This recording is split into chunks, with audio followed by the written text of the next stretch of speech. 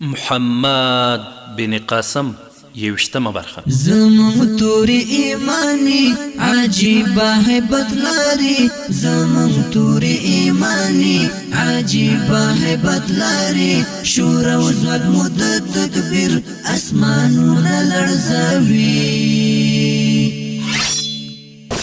زمون توری ایمانی عجیبه هیبت لاری، زمون توری ایمانی عجیبه هیبت لاری، شور و زود مدت تکبیر اسمانون لرزوی. مونږ مومنان یو په د محمد بن قاسم د خپرونې مینوالو په دې هیله چې روغ او جوړ به یاست، الله رب العزت خوشحال لره. د دې زه محسن احسان مې یو ځل بیا د محمد بن قاسم د ناول کوربتوب کوم په دې هیله چې دا خپرونه تر پایه سره واورئ. درنو او قدرمنو اوریدونکو، په تېره برخه کې مو واورېدل چې کاکا په یوه خاتون د حمله وکړه او وتښتېد، خو د محمد بن قاسم پوځونو هغوی یو ځل بیا راګیر کړل چې له خپلو پاتې پوځیانو سره یې وسله کښېښوده، او چې کله یې هغه د محمد بن قاسم په مخ کې حاضر کړ، حیران شو. ترې ویې پوښتل ته د دې پوځ مشر یې؟ محمد بن قاسم په مسکا ځواب ورکړ، هو زه یم. د محمد بن قاسم د خپرونې مینوالو، دا چې په راتلونکي کې څه وسول اوس به انشاءالله رڼا پر واچو. کاکا نور هم حیران شو، هغه ته یې سر تر پایه په ځیر وکتل، وویل ما ته دې څه سزا ټاکلې؟ محمد بن قاسم ځواب ورکړ، پر سند له حملې وروسته ته دوهم سړی یې چې د یوه زړور سپاهي په څیر مې په جګړه او مقابله کې لیدلی. زه له تا سره هم هغه سلوک کوم چې له بهیم سینګ سره مې کړی دی. ته آزاد یې. کاکا په ځواب کې وویل د دې ازادۍ قیمت به زه څه شي ورکوم؟ محمد بن قاسم ځواب ورکړ، موږ د ازادۍ د قیمت د ترلاسه کولو لپاره نه یو راغلي. کاکا نو تاسو د څه لپاره راغلي؟ محمد بن قاسم د ظلم د لاس نیولو او د مظلوم د سر د اوچتولو لپاره. کاکا سر ځوړند کړ، له لسو چورسته یې وویل که ستا یقین وي چې زه ظالم یم بیا مې ولې ازادوې؟ محمد بن قاسم د دې لپاره چې له مغلوب انسان سره سخت چلن هغه ظلم ته هڅوي، اصلاح او نیکي ته یې نه هڅوي. کاکا له لس سوچ وروسته ویل ما اورېدلی وو سته ډېر لوی جادوګر یې، ته له دښمن نه دوست جوړولو په چل پوهېږې، آیا زه هم ستا د دوستانو په ډله کې راتلی شم؟ دا یې وویل او د مصافحې لپاره یې لاس وځغاوه.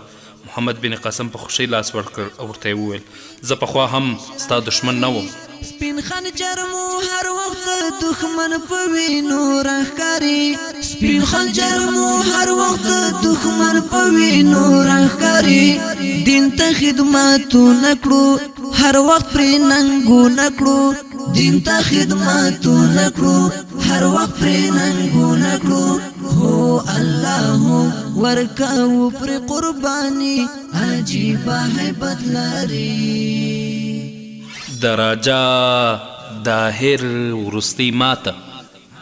د محمد بن قاسم د خپرونې مینوالو، راجا کاکا په څو ورځو کې خپل تیت او پرک لشکر راټول کړ او له محمد بن قاسم سره ملګری شو. محمد بن قاسم د برهمن آباد په لوري مخه کړه او له ښاره 100 میله لرې یې د سیند په غاړه واړول. له دریاب نه د پورې وتلو لپاره یې 100 ورځې په تیارۍ ولګېدې. دغه مهال سعید ګنګو دوی ته ډېر په ښه ورغی. د هغه ملګري د سمندر په غاړه د کب نیونکو په کیلو کې تیت شول او هغوی ته د سیند ژغورونکي پیغام ورسوه. په څو ورځو کې زیات شمېر ماڼوګان له بیړیو سره د محمد بن قاسم مرستې ته حاضر شول، خو له دریاب نه د پورې وتلو وړاندې د محمد بن قاسم په اسونو کې څه وبا ګډه شوه او په څو ورځو کې یو زیات شمېر مړه شول. حجاج بن یوسف چې دا خبر واورید له بصرې په 2000 اوښانو سرکه بار کړه، ور ویې لېږله او دغه سرکه خطرناکې ناروغۍ ته ګټوره ثابته شوه. د 214 هجري کال په جون کې محمد بن قاسم بې له څه مزاحمت نه د سیند دریاب نه پورې وت. راجا داهر په 200 پیلانو علاوه په خپل پوځ 50,000 سپاره او زیات شمېر یې پلي ګروپونه ور زیات کړي وو. د جون په وروستیو شپو ورځو کې دریاب ډېر مست و او دا تمه نه وه محمد بن قاسم به دومره چټک ترې تیر شي. راجا داهر لشکر ته د پرمختګ قومنده ورکړه او د محمد بن قاسم له لشکر نه 2 میله لرې یې پړاو واچوه. څو ورځې د دواړو پوځونو د ګزمې ترمنځ ټکرونه پیښ شول. بالاخره یو ماښام محمد بن قاسم د پرېکنده جګړې تصمیم ونیو او د ماخستن له لمانځه وروسته یې د خپلې مېرمنې په نامه یو لیک ولیکه او استازي ته یې ورکړ. په لیک کې یې لیکلي وو زما د ژوند ملګري خدای دې تا ته د یوه مجاهد د میرمن عزم او اراده درکړي. زه له دښمن سره سهار ته د یوې پرېکنده جنګ لپاره ځم او د دې لیک تر رسېدو پورې به د سیند د قسمت پرېکړه شوې وي. زما زړه ګواهي راکوي چې خدای تعالی به موږ ته بری راکړي. زه په خپلو ملګرو ویاړم او تر خپلو پوځیانو په هغو عربو میندو زیات ویاړم چې شیدې د دوی په رګونو کې په وینو بدلې شوي او په رګونو کې یې چلیږي. په هغو میندو چې په ماشومتوب کې به یې خپل بچان زنګول او ویده کول، نو د بدر او حنین کیسې به یې ورته کولې. زه په هغو میرمنو ویاړم چې میړونو ته یې د غازیانو د ژوند او د شهیدانو د مرګ هیله وښودلې ده. هغې میرمنې چې محبت یې د میړونو د پښو زنځیرونه د نړۍ د فتح کولو سبق دي. او زما باور دی چې تر څو د دغه غازیانو له رګونو وروستی ساس کې وینه نه وي څڅېدلې، د اسلام بیرغ به نسکورېدو ته پرېنږدي. زه ستا او د مورجانې له جدایي نه خفه نه یم، خو ستاسو له یادونو هم غافل نه یم. خو کله چې له ځان سره په زرګونه هغه غازیان وینم چې د میندو، میرمنو او نورو عزیزانو بیلتون د خدای په لاره کې په صبر او شکر زغملی دی، زه په دې ډېر خوښ یم چې د دوی له ډلې نه یم. په تیرو جګړو کې زما کوم ملګري شهیدان شول، د هغوی میندو ما ته لیک را استولی او دا پوښتنه یې کړې چې د دوی د زامنو وینه خو به په کومه ژوره کنده کې نه وي توی، او که زه شهید شم نو زما هیله ده چې زما مور به هم زما له ملګرو نه همدغسې پوښتنه وکړي. ما له تا سره وعده کړې تر څو کونډې، تورسري او یتیم ماشومان له بنده خلاص نه کړم، خپل منزل به ګړندی ساتم او زه په خپله دغه وعده پوره کوم. تا له ما سره وعده کړې وه چې زما په شهادت به اوښکې نه تویوې، ته هم خپله وعده ترسره کړه. مورجانې ته مې احترامانه سلام وایه، زه هغې ته یو ځانګړی لیک در استوم. ستا محمد. مور ته د دوهم لیک له لیکلو وروسته د جګړې د نقشې په لیدو بوخت شو. عجیبه هیبت لري زمون توری ایمانی، عجیبه هیبت لري زمون توری ایمانی، عجیبه هیبت لري شور او ځواک مو د تکبیر اسمانونه لړزوي.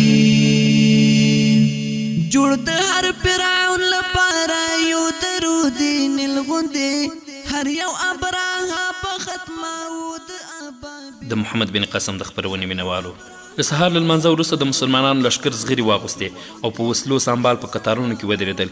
محمد بن قاسم په آس سپور شو او خپل لښکر یې مخاطب کړ. د الله تعالی او رسول الله صلی الله علیه وسلم سپاهیانو، نن ستاسو د زړورتیا، ستاسو د ایمان او ستاسو د سرښندنې د ازمایښت ورځ ده. د دښمن له شمېر نه ونه ویرېږئ. تاریخ ګواه دی چې د حق او باطل په تیرو شوو جګړو کې د حق د لښکر په نسبت تل د باطل د لښکرو شمېر زیات، او مسلمانانو تل دا ثابته کړې چې د پوځي طاقت راز د لښکر په زیاتوالي کې نه دی، بلکې د دوی د ایمان په مضبوطۍ او د هدف په لوړوالي کې دی. زموږ جګړه د کوم قوم پر خلاف نه ده، د کوم هیواد پر خلاف نه ده، بلکې د هغو ټولو سرکشانو پر خلاف ده چې د خدای په ځمکه کې فساد خوروي. موږ د ځمکې پر مخ خپل حکومت نه، بلکې د خدای نظام غواړو. له خپلې سلامتۍ سره د ټولو انسانانو سلامتي او آرامي غواړو، او د خدای په ځمکه د امن او د سلامتۍ لار یوازې اسلام دی. دا هغه دین دی چې له نړۍ نه د بادار او غلام، تور او سپین، عربي او عجمي توپیر لري کوي. زموږ هدف د دې دین بری دی. د دې هدف لپاره مرګ او ژوند د دنیا تر ټولو لویه نیکمرغي ده. زموږ پلرونو او نیکونه د همدې مقصد لپاره جنګېدل. خدای جل جلاله د هغوی د ګوتو په شمیر ټولۍ ته د دنیا د سترو سترو پاچاهانو سرونه ټیټ کړل. د عربو شاه زلمیانو، تاسو باید په خپل نسب وویاړئ. لوی خدای تاسو د خپل دین د خپرولو لپاره غوره کړي یاست. تاسو د خدای په لار کې سرونه په تلي کې ونیول او خدای تاسو د ځمکې او اسمان نعمتونه انبار کړل. هغه وخت در یاد کړئ چې خدای جل جلاله خپل 314 تنه بې نظمه ټولګۍ د دښمن په غوره وسلوال سنبال پوځ بریالي کړه. قادسه، یرموک او جنادین کې د حق د یوې تورې په وړاندې د باطل لس او کله کله تر لسو هم زیاتې تورې راوتلې. خدای تل حق پالونکو ته بری ور په برخه کړی. خدای به نن هم ستاسو مرسته کوي، خو په یاد ولرئ د خدای فیصلې نه ماتېدونکي او نه بدلېدونکي دي. خدای یوازې د هغو مرسته کوي چې په خپله د ځان مرسته کوي. تاسو د خپلو مسؤلیتونو د ترسره کولو نه پرته د خدای د مرستې مستحق کېدای نشئ. د خدای د شفقت لاس یوازې د هغو په لوري ورځغېږي چې د غشو په باران کې سینه ډال کړي. هغوی چې په کندو کې د خپلو لاشونو تیریږي، د قدرت نعمتونه د هغوی لپاره دي چې د تاریخ هره پاڼه یې د شهید په وینو رنګینه وي. په یاد ولرئ بني اسرائیل هم د خدای نازولی امت و، خو کله چې دوی د خدای په لار کې د جهاد مسؤلیت خدای او د هغه پیغمبر ته پرېښود، آرام کښېناستل، نو خدای هغوی ورټل. هغوی اوس د خدای په هغه ځمکه د آرام ځای نه لري چې یو وخت یې د اقبال بیرغ پرې رپېده. خدای دې داسې ورځ نه راولي چې تاسو هم د بني اسرائیلو په څېر د خپل ژوند له کتاب نه د جهاد باب لرې کړئ. زما ورونو او دوستانو، نن ستاسو لپاره د سخت ازمویشت ورځ ده. تاسو به د بدر او حنین د غازیانو سنت ترسره کوئ. تاسو به د قادسیې او یرموک د شهیدانو پر پله پل ږدئ. زما باور دی چې خدای پاک نن ورځ کوم ټولۍ د فتحې لپاره ټاکلی هغه تاسو یاست. زما باور دی چې د حق د تورو په وړاندې به د سند اوسپنې د پاریس او روم له اوسپنې نه ځواکمنې نه وي. ظالمان هیڅکله زړور نه وي. زه یو ځل بیا هدایت درکوم چې د حق له لارې د کفر د ازغیو د لرې کولو په وخت کې دا خیال ساتئ چې کوم ګل تر پښو لاندې نه کړئ. په لوېدلي دښمن ګزار مه کوئ. په تورسرو بوډاګانو او ماشومانو لاس پورته نه کړئ. زه پوهېږم چې د سند راجا له عربو ښځو او ماشومانو سره ډیر بد سلوک کړی، او زه ویریږم چې د انتقام جذبه تاسو ظلم ته آماده نه کړئ. د خدای په قانون کې توبه کوونکي لپاره هر وخت د رحم ځای شته. دښمن مات کړئ او دا ورته ثابته کړئ چې زموږ غیرت د خدای غیرت دی او زموږ تورې د خدای تورې دي. خو کله یې چې ماته وخوړه او خپله ماته یې ومنله، پناه یې وغوښته، نو هغه ته بیا غیږ ورکړه. ورته ووایه چې د اسلام د رحمت دروازه د هیڅ چا پر مخ بنده نه ده. تاسو پوهیږئ چې په دنیا هیڅوک چا دومره نه دي زورولی څومره چې د مکې کفارو د اسلام پیغمبر صلی الله علیه وسلم زورولی. د ظلم په کرت کې بل داسې غشي نه و چې په رسول الله صلی الله علیه وسلم نه و ازمایل شوي. د رحمت للعالمین په وړاندې د هغه د وفادارو ملګرو په سینو تودې شوي ډبرې ایښودل کېدې، او کله چې هغه صلی الله علیه وسلم هجرت وکړ نو ظالمانو بیا هم پرې نوښت. د مدینې په جګړو کې د هغه صلی الله علیه وسلم ډېر رښتیني یاران شهیدان شول. خو د مکې له فتح نه وروسته چې رسول الله صلی الله علیه وسلم خپلو دشمنانو سره کوم چلند وکړ هغه د دنیا په تاریخ کې بل ساری نه لري. او همدغه سلوک چې د رسول الله صلی الله علیه وسلم بدترین دشمنان د ده تر ټولو نږدې سرښندویان شول. نن د ترکستان او افریقا اوسیدونکي چې یو وخت زموږ پر خلاف جنګېدل، د اسلام د فتح لپاره زموږ سره اوږه په اوږه جنګېږي، دا څوک ویلی شي چې د سند او ټول هندوستان به یوه ورځ د ایران، شام او مصر په څیر د حق دین په ملاتړ زموږ سره ولاړ نه وي؟ زما دوستانو، نن زموږ هدف برهمن آباد دی. راځئ د وري لپاره دعا وکړو. محمد بن قاسم دا وویل، لاس یې اوچت کړ او دعا یې وکړه: ای د جزا او سزا مالکه، موږ ستا د دین بری غواړو. موږ ته د خپلو نیکونو جذبه راکړه. رب العالمین، د محشر په ورځ موږ میندې مه شرموه. موږ ته د غازیانو ژوند او د شهیدانو مرګ راکړه. هر یو ابراها په ختمه و د ابابل غوندې، هر یو ابراها په ختمه و د ابابل غوندې، هر سبا او هر مخام دیر سره ملمودام، هر سبا او هر مخام دیر سره ملمودام. هو الله هو الله نصرتنا اسماني عجیبه هیبت لري. د محمد بن قاسم د خپرونې مینوالو، تر ماښامه د سند پوځ پر راجا داهر سربیره ډېر زره مړي په میدان پرېښودل او په شا ولاړل. د پوځ هغه ټولګۍ چې تر قضا ماپښین پورې په خپله ماته باوري شوي وو غرو ته مخه کړه. پاتې پوځ د راجا داهر په وژل کېدو روحیه وبایلله او د برهمن آباد په لوري وتښتېد. مسلمانان تر لږ او ډیر تعقیب وروسته بیرته خپل پړاو ته راستانه شول. په جګړه کې د مسلمانانو شهیدانو او زخمیانو شمیر 3.5 تنه و. سپاهیانو زخمیان اوچت کړل او کتار کتار یې سملول. محمد بن قاسم د طبیبانو په ډله کې د زخمیانو په زخمونو پټۍ تړلې. زبیر یو ټپي په اوږه کړی و او محمد بن قاسم ته نږدې ورغی.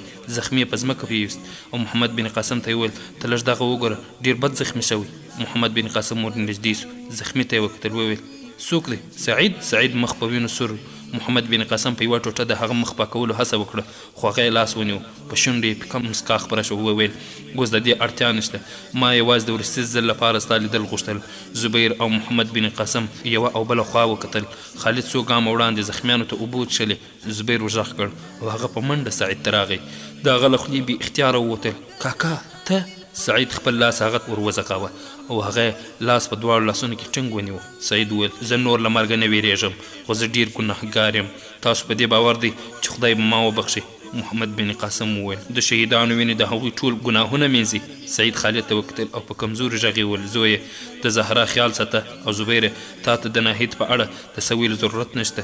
تر لږ ځنډه دوی یو بل ته وکتل او بیا سعید سترګې د محمد بن قاسم پر لوري ورواړولې.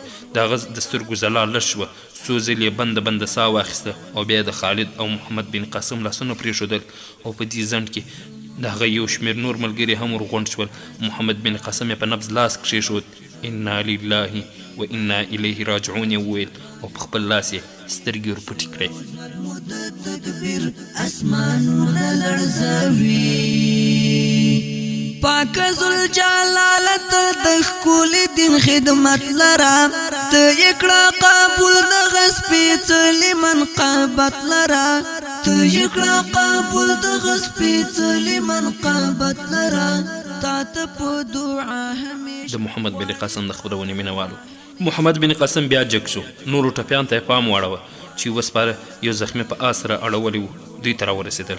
محمد بن قاسم چې هغوی ولیدل پوښتنه یې وکړه بهیم څنګه ته دا څوک دی؟ وسپاهي زخمي له آس نه راکوز کړ. په ځمکه یې سملاوه. بهیم سنګ هم له آس نه پلی شو. وویل خالد پلار ته دې وګوره. خالد چې سر کښته اچولی و او د سعید تر څنګ ناست و هغه چې دا واورېدل راپورته شو. په ټپي پلار یې منډه ورکړه. سر یې په زنګون کښېښود. وویل پلاره زما پلارجان د ټپي له خولې چې څه وانه اورېدل. بهیم سنګ ته یې وکتل. وویل تا دی له کومه ځایه راوړی او زخمي ولې شو؟ بهیم سنګ ځواب ورکړ زه او پلار مې او دی د اورو له زندانه د یوې پوځي افسر په مرسته راوتښتېدلو. کله چې دلته نږدې راورسېدو د راجا تښتېدلي پوځ په مخه راغی. زما د پلارجان د څو ځلې پوهولو سره د سپاهیانو په یوه ډله حمله وکړه. ما او پلارجان مې له مجبورۍ د ده ملاتړ وکړ او په مقابله ورګډ شو. پلارجان مې یو غشی وخوړ او له آس نه ولوېد. د یوه پیل تر پښو لاندې ستی شو. بهیم سنګ چې دا وویل چوپ شو. په سترګو کې یې اوښکې راغې. له ښه ځنډ وروسته بیرته راسمبال شو. وویل د بې اختیار پر مخ آس وځغلاوه. 5-6 کسه یې ووژل خو بیا پخپله هم ټپي شو. له آس نه ولوېد. د هغه وروستۍ هیله دا وه چې له زوی سره یې وګوري. زما ګمان دی چې دی تر اوسه پورې ژوندی دی. محمد بن قاسم څو سپاهیانو ته اشاره وکړه او وویل تاسو له ده سره ولاړ شئ. د ده پلارجان مړی راوړئ او پخپله ابوالحسن ته متوجه سو. د هغه نبض یې ونیو. وویل دی بېهوښه دی اوبه راوړئ. وسپاهي له خپل پتک نه پیاله ډکه کړه ور وړاندې یې کړه. محمد بن قاسم د ابوالحسن خوله خلاصه کړه او لږ اوبه یې ور وڅښلې. په هوښ راغی او ورو ورو یې سترګې وغړولې. خو چې خالد یې وپېژند د څو شېبو لپاره بیرته بېسده شو.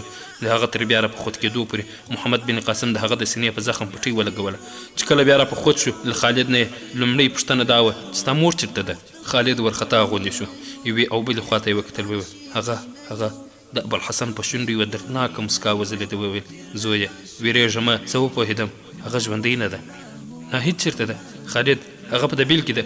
ابوالحسن نو ستا مېرمن به هم په دبیل کې وي. کاشکې ما له مرګه وړاندې یو ځل لیدلې وای خو هغوی ډېر لرې دي او زه د څو ګړیو مېلمه یم. محمد بن قاسم تسلي ورکړه. ورته یې وویل ته غم مه کوه زه اوس څوک ورسته هم راغواړم یې انشاءالله هغوی به تر سبا پورې راورسېږي. ابوالحسن د مننې نه په ډک نظر ورته وکتل. وویل شکریا خو زه ښایي تر بل سبا پورې ژوندی نه وم. محمد بن قاسم وویل ستا ټپ زیات خطرناک نه دی. که خدای ته ستاسو ملاقات منظور وي نو دوی به راورسېږي. په 4مه ورځ د لمر ختو نه لږ وروسته د ابوالحسن تر بستره محمد بن قاسم زبیر خالد ناهید او زهرا راچاپېر وو. ناهید او زهرا سره له دې مزله پوره ځپلي وو. ټوله شپه د هغه په خدمت په ویښه سبا کړه. د زکندر نه لږ وړاندې د ناهید او زهرا په څېر د خالد په سترګې هم چې ابوالحسن اوښکې ولیدې ویې ویل زویه ما ځان ته تر دې ښه مرګ دعا نه شوه کولی. په مرګ اوښکې تویول د دنیا یو رواج دی خو د شهادت په مرګ د دې رواج ترسره کول په شهادت پورې ملنډې وهل دي. دغسې په ډکو سترګو ما ته مه ګوره. زما له اوښکو کرکه ده. زه د ژوند په سختو پړاوونو کې د مسلمان توشه اوښکې نه وینې دي. خالد اوښکې پاکې کړې. وویل پلارجانه ما وبخښه.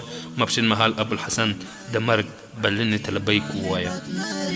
شور او ځواک مو د تکبیر اسمانونه لړزوي. هر د جنگ میدان کې مو د سپینې تورې شرنګ ښکاري. سپین خنجر مو هر وخت د دښمن په وینو رنګ ښکاري. سپین خنجر مو هر وخت د دښمن په وینو رنګ ښکاري. له برهمن آباد تر اورو د محمد بن قاسم د خپرونې مینوالو جی سنګ چې برهمن آباد ته ورسېدلو 4 خواو ته زیرې واستول. د راجا داهر له ماتې نه وړاندې راجپوتانه تر ملتانه پورې زیات راجاګان او نوابان له خپلو پوځونو سره د هغه مرستې راخوځېدلي وو. خو د نیرون له فتح نه وروسته چې محمد بن قاسم د برهمن آباد پر ځای سوین او سویستان ته مخه کړه نو هغوی په دې ډاډه شول چې برهمن آباد ته نږدې د پرېکنده جګړې لپاره زیات فرصت لري. په جنګ کې دریاب هم مست و او هیڅ چا دا تمه نه درلوده چې محمد بن قاسم به د اوبو تر لږېدو پر انتظار ونه کړي، ځکه هغوی ډېر ارام وخوځېدل او پړاوونه یې په کرار وهل. راجا داهر هم له خپل اټکل نه وړاندې د محمد بن قاسم له مقابلې سره مخ شو او له لرې ځایونه هم د یوه لړ مرستندوی لښکر رسېدلی و. د سیند د لښکر ماته او د راجا داهر د وژل کېدو خبر چې مرستندوی پوځونو په نیمه لاره کې واورېد، زیاتره یې مایوس شول او د جي سنګ د مرستې او د برهمن آباد د تګ پر ځای بیرته د خپلو ښارونو په لور مخه کړه. جي سنګ د دغې مرستندوی پوځونو په مرسته د یوې بلې پرېکنده جګړې اراده درلوده، ځکه خو هغه دا اوازه واچوله چې راجا داهر وژل شوی نه دی، له ماتې وروسته د سیند جنوب ته د راجاګانو د نوي لښکر ټولولو لپاره تللی دی. په څو ورځو کې به د لوی پوځ سره بیرته برهمن آباد ته راورسېږي. د جي سنګ زیرو دغه خبر هغه مایوسو پوځونو ته هم ورساوه چې د نیمې لارې نه بیرته خپلو سیمو ته روان وو. هغوی په وروستي فتحه کې د ونډې اخیستو په تمه یو په بل پسې د جي سنګ تر قومنده لاندې راټول شول. محمد بن قاسم ته چې دا خبر ورسېد نو سمدستي یې پوځونه راوړاندې کړل. د جي سنګ تر بیرغ لاندې 50,000 پوځ راټول شوی و، ځکه هغه له شا نه بهر د محمد بن قاسم د پوځ د مقابلې ته راووت. د محمد بن قاسم په پوځ کې هم د سیند زیات شمېر سرداران یو ځای شوي وو او د هغوی مشري د بهیم سنګ په غاړه وه. د برهمن آباد د کلا نه بهر سخته جګړه ونښته. د بهیم سنګ نوابزادګان ملګري ښه په زړورتیا وجنګېدل. د سیند لښکر چې له عربي لښکر سره د خپل وطن زیات شمېر پوځیان ملګري ولیدل، هغوی هم روحیه وبایلله او د بهیم سنګ یو شمېر پخوانیو ملګرو د هغه بلنې طلبۍ کوه او جګړې له پیل نه وړاندې د مسلمانانو له پوځ سره یو ځای شول چې بهیم سنګ او ملګري یې په میړانه جګړه وکړه او له ماپښین نه وروسته بالاخره 20,000 تنه مړه او ټپیان ډګر پرېښودل او د جنوب په لوري وتښتېدل. زمون تورې ایماني عجیبه هیبت لري، شور او ځواک مو د تکبیر اسمانونه لړزوي. زمون تورې ایماني عجیبه هیبت لري، زمون تورې ایماني عجیبه هیبت لري، شور او ځواک مو د تکبیر اسمانونه لړزوي. د محمد بن قاسم د خپرونې بنوالو د برهمن آباد د شاهي محل په یوه کوټه کې د راجا داهر تر ټولو کشره او تر ټولو ګرانه ملکه په زرین تخت ناسته وه. د ملکې نوم لادي و. د هغې په ښکلې څېره د غم او خفګان نښې وې. څو تنه خدمتګاران او سرداران شاو لاس په نامه ولاړ وو. پرتاب رای سرکوزی ورو ورو قدم واخیست او دربار ته وننوت. رانې ته نږدې ورغی او ویې ویل: معظم ملکې، جي سنګ ماته وخوړه او دښمن تر لږ ځنډه په ښار قبضه کوي. اوس موږ ته له تیښتې پرته بله لار نشته، موږ د تونل له لارې تښتېدلی شو. ملکې په غوسه ځواب ورکړ: د ماتې د خبر راوړلو لپاره په محل کې ښځې ډېر وې، تا میدان ولې پرېښود او دلته راغلې؟ پرتاب رای: د معظم ملکې ساتنه زما فرض ده، نور د خبرو فرصت نشته. راځه، ما د تونل بله خوله کې د اسونو د بندوبست کړی، ته له کوم خطر سره د مخ کېدو پرته وروته رسېدلی شې. ملکې په توندۍ ځواب ورکړ: زه ستا غوندې ډارن په مرسته د ځان ژغورلو د یوه زړور دښمن په لاس مرګ غوره بولم. پرتاب رای جګ وویل: دا زما سره انصاف نه دی، زه ستاسو یو وفادار خادم یم. ملکې وویل: ستا سره د انصاف وخت را رسېدلی دی. دا یې وویل او ملکه له تخته اوچته سوه. پرتاب رای اندېښمن شو وویل: معظم ملکې، دا څه وایې؟ زه ستا د ښېګڼې خبره کوم. ملکې په درانه غږ وویل: ته د سیند تر ټولو ستر غلیم یې. پر سیند د مصیبت ستا له لاسه نازل شو، ټولواک له عربو سره جګړې ته ستا له لاسه تیار شو. جیرام تا زموږ دښمن کړ. بهیم سنګ او دې سنګ غوندې زړور سپاهیان ستا له لاسه له دښمن سره یو ځای شول. په تېرو جګړو کې له میدانه تر هر چا وړاندې ته وتښتېدې او اوس ته زما د ځان ساتنې لپاره نه، بلکې زما په واسطه د خپل ځان د ژغورلو په تکل کې عرب په ښځو لاس نه پورته کوي او زموږ په خاطر به ښایي تا ته هم څه ونه وایي. پرتاب رای وویل: معظمې ملکې، دا څه وایې؟ غوږ ونیسه، دښمن په کلا راننوځي. اوس هغه په شبه کې دلته را رسېدونکي دي. که ته د دوی د زندان له ذلت نه ویرېږې نو زه ځم. پرتاب رای دا وویل. بیرته ګرځېدل یې غوښتل خو ملکه راوړاندې شو، په مخ کې یې ودرېده او یو ځلېدونکی خنجر یې ور وښود. ویل: ودرېږه، تر اوسه ستا پرېکړه نه ده شوې. پرتاب رای خلک ایستلې تورې شاوخوا ولیدل، یوې خوا ته یې ټوپ کړ او توره یې وکښله. ملکې له یوه درباري نه توره واخیسته او ور وړاندې شوه او ویې ویل: بزدله ډارنه، ستا لاس د تورې چلولو لپاره نه دی، د بنګړیو اچولو لپاره دی. پرتاب رای د یوه ټپي ځناور په څېر په ملکه حمله وکړه، خو هغه ناڅاپه یوه خوا ته شوه. په خوا له دې چې هغه دوهم ځلې توره اوچته کړې، د 4 سپاهیانو تورې پر ټټر شیخې وې. ایماني عجیبه هیبت لري، شور او ځواک مو د تکبیر اسمانونه لړزوي. هر د جنگ میدان کې مو د سپینې تورې شرنګ ښکاري سپین خنجر مو هر وخت دښمن په وینو رنګ ښکاري سپین خنجر مو هر وخت دښمن د محمد بن قاسم د خپرونې مینوالو د کلا څلورو خواو ته د الله اکبر نارې اورېدل کېدې ملکې د شاهي محل د یوې بلخانې له یوې کړکۍ نه څلورو خواو ته نظر وځغلاوه د کلا پر دروازه د سند د بیرغ پر ځای د اسلام بیرغ رپېده لاندې په پراخ انګړ کې د مسلمانانو پوځ راټولېده تر ټولو وړاندې یو زلمی په سپین آس سپور او د سند د بې شمېره پوځونو ژوندی دي وي محمد بن قاسم نارې وهلې یو درباري په سپین آس سپور زلمي ته اشاره وکړه وویل محمد بن قاسم هغه دی ملکې په قهرجن نظر هغه ته وکتل یو بوډا سردار ملکې ته ورنږدې سو وویل معظم ملکې اوس هم د تیښتې فرصت لا شته ملکې له یوه سپاهي نه لنده او غشي واخیستل د محمد بن قاسم په لور یې نښه ونیوله وویل تښتېدلو پاچاهانو او ملکو ته په نړۍ کې هېڅ د پناه ځای نشته خو ناڅاپه یې د چا د پښو غږ واورېد ملکې پام د یوې شېبې لپاره ښه لوري ته د یوې دروازې په لوري شو له دروازې نه بهیم سنګ له څو نورو سردارانو سره راښکاره شو شوران چې هغې ولید بیرته یې مخ واړوه او په محمد بن قاسم یې نښه ونیوه لاندې څو سپاهیانو شور ماشور ګډ کړ او محمد بن قاسم ناڅاپه یوې خوا ته ټیټ شو تر دې وړاندې چې بهیم سنګ ورسېدلی وای او د ملکې لاس یې نیولی وای غشي له لندې نه وتلی و ملکې چې خپل ګزار خطا ولید بل غشي یې په لنده کې کښېښود خو بهیم سنګ ور وړاندې شو غشي او لنده یې له لاسه واخیستل وویل محترمې ملکې دا ته څه کوې د بګوان خدای احسان دی چې د غشي ویشتلو په وخت کې دی لاس ولړزېده که نه نو ته د یوه فاتح لښکر د کسات تصور نشي کولی که ته ګمان کوې چې د دوی لښکر د مشر په مرګ به د دوی مورال مات شي نو غلط ګمان کوې دا هغه پوځ نه دی چې د قمندانان په مرګ له میدانه وتښتي د دوی هر سپاهي د پوځ سالار دی ملکه احساساتي شوه په سترګو کې یې اوښکې ډنډ شوې او بهیم سنګ ته یې وویل بهیم سنګه ته نور څه غواړې ایا تا تر اوسه پورې خپل بدل نه دی اخیستی بهیم سنګ ځواب ورکړ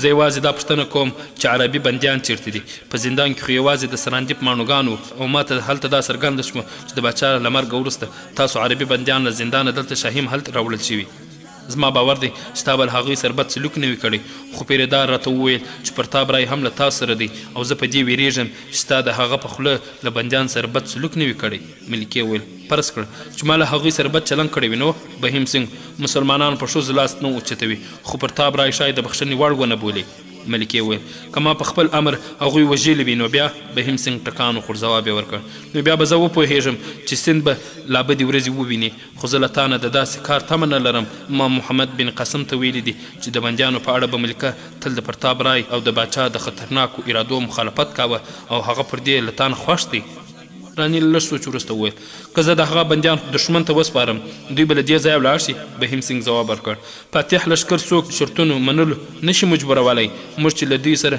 د سولې کوم فرصت درلود هغه مو د زور په نشه کې له لاسه ورکړ اوس دوی د خپلو فتحو د سیلاب څپه د هندوستان تر وروستي ګوټ پورې رسول غواړي ملکه څه یقین دی چې دوی به په اورو حمله وکړي بهیم سنګ هو دوی ښایي په 3 ورځو کې د اورو په لور روان شي زه دلته ستا په حضور د دې لپاره حاضر شوم چې په اورو کې شهزاده پیپی دی او ته به ښایي دا نه خوښوې چې هغه دې د مسلمانانو د اسونو تر پښو لاندې ذبذب شي که بندیان محمد بن قاسم ته وسپارئ د هغه ژوند بخښلی شي اوس خو له محمد بن قاسم سره د سند پوځیان زموږ د شهزادګانو له پوځ نه زیات دي شهزاده چې څومره زړور دی هومره بې تجربې دی هغه د عربو مقابله نشي کولی هغه یوازې په دې ژوندی پاتې کېدی شي چې له جګړې لاس واخلي او وسله کښېږدي ملکې بیا له لږ دوه زړیتوب وروسته وویل ما اورېدلي چې له عربو سره د مال او دولت تمه ډېره ده که هغوی بیرته درومي زه د برهمن آباد پر خزانې برسیره د اورو خزانه هم ورکوم بهیم سنګ ځواب ورکړ هغوی د اسونو لپاره جنګېږي دلته د سوداګرۍ او مالي ګټې لپاره نه دي راغلي ملکه ستا په زړه کې د عربانو لپاره ډېر عزت دی هغوی پر تا کوډې کړي بهیم سنګ څو ګامه وړاندې ولاړ لاندې یې وکتل وویل کوډې هلته وګوره د هغه کوډو به په چا اثر نه وي کړی ملکې لاندې وکتل د ښار مخور او د درمسال پنډتان د محمد بن قاسم نه راچاپیر وو د هغه د پښو د مچولو هڅه یې کوله او هغه په لاس دوی منع کول بهیم سنګ وویل معظمې ملکې ودې لیدل دا هغه خلک دي چې تر لږ شېبو وړاندې یې هغه ته خپل تر ټولو لوی دښمن باله کله چې یې زموږ په هیواد حمله وکړه له هغه سره ټول 12 پوځ اوس دا زموږ او ستاسو له هیواده دې 40 پوځیان د هغه په لښکر کې ورګډ شوي دي زموږ سره د ځان ساتنې لپاره ډالونو خو د زړونو د تسخیر کوونکو اخلاقو د مقابلې لپاره هیڅ هم نه لرو د سند راتلونکي نسلونه به محمد بن قاسم د دښمن پر ځای د ښه او غوره دوست په نامه یادوي ته پوهېږې چې زه ډارن نه یم زه په دې نیت لسبلا ته نه وم تللی چې ماته وخورم او بیرته راستون شم کاشکې زه هغو د محمد بن قاسم د خپرونې مینوالو دا چې بهیم سنګ څه خبره کوله دا به په راتلونکې برخه کې پوره کړو انشاء الله تعالی دا خپرونه ما محسن احسان چمتو او تاسو ته وړاندې کړه درې بیا چې تاسو په درانه حضور کې راحاضرېږو تاسو ټول په لوی الله جل جلاله سپارو السلام علیکم ورحمة الله وبرکاته لاري زمون توري ایمانی عجیبه هیبت لري شور او ځواک مو د تکبیر اسمانونه لړزوي هر د جنگ میدان کې مو د سپینې تورې شرنګ ښکاري سپین خنجر مو هر وخت دښمن په وینو رنګ ښکاري سپین خنجر مو هر وخت دښمن په وینو رنګ ښکاري دین ته خدمتونه کړو هر وخت پرې ننګونه کړو دین ته خدمتونه کړو هر وخت پرې ننګونه کړو هو الله ورکاو پر قربانی عجیبه هیبت لري زمون توري ایمانی عجیبه هیبت لري